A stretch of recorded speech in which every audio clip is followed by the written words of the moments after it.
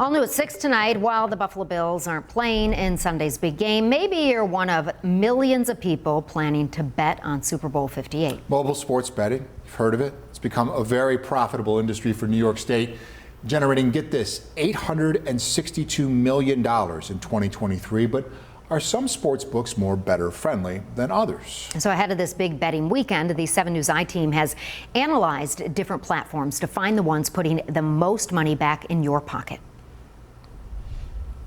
Last year, an estimated 50 million Americans wagered $16 billion on the Super Bowl.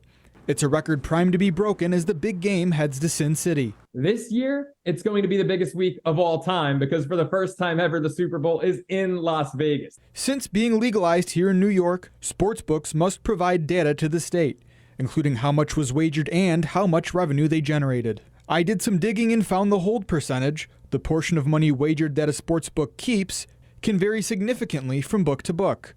A lower percentage means more money bettors get back into their pockets. In the current fiscal year, the most popular sports books have ranged from FanDuel at 10% to BetRivers at just under 6%. But sports betting analyst Joe Serralo of Cover Sports says it's more important for bettors to consider the house edge on each individual bet rather than the overall performance. More likely than not, it's going to vary from game to game or from bet to bet. So I wouldn't look and say, oh, book A is consistently keeping 5.5%. Book B is consistently keeping 4.5%. Just look bet by bet because you're not making every bet that the book offers.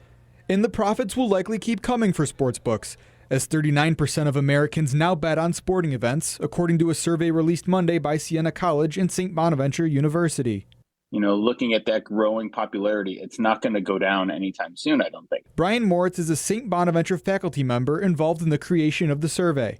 He says the newfound accessibility is driving the popularity. What's happening in the sports gambling landscape is, yes, it's become legal, but more it's accessible. You don't have to go to a casino. You don't have to go to a racetrack. You don't have to go anywhere to place a bet on a game. For the I-Team, Sean Mickey, 7 News.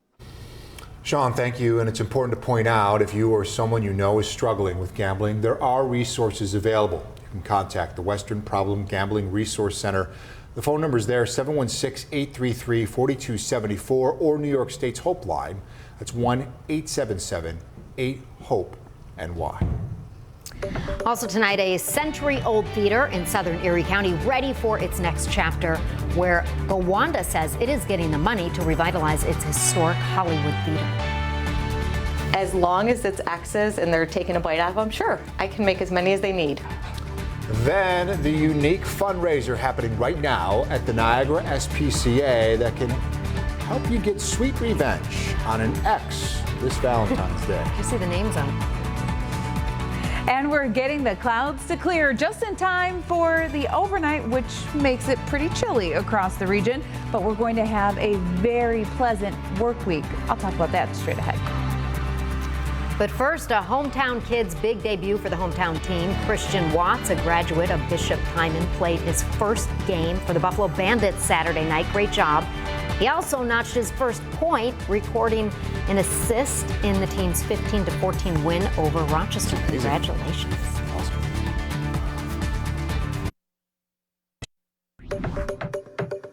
I'm 7 News reporter Jordan Johnson here in Gowanda, where the Hollywood Theater is hoping to revitalize the 98-year-old building.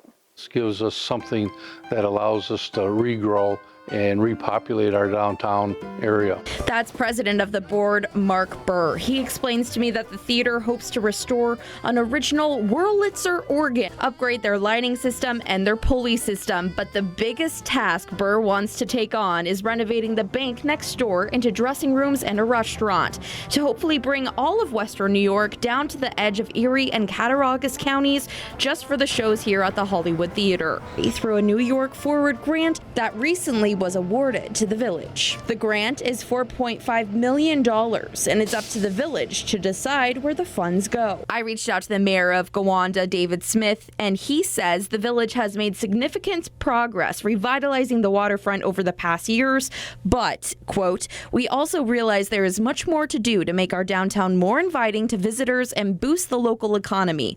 We also understand our responsibility to improve our village for those of us who live here every day. The theater Theater Board of Directors will hear from the Village of Gowanda on their decision for the grant in 8 months. In Gowanda, Jordan Johnson, 7 News. Thank you, Jordan. Yeah, all new tonight for you at 6. Listen to this. Valentine's Day, of course, right around the corner. But if you've been unlucky in love this past year, hearts and flowers may not be what you're looking for. They may not be. Right? So the Niagara County there. SPCA offering a chance to get some sweet revenge on that ex this February 14th. And even better, this is all going to benefit the animals at the shelter.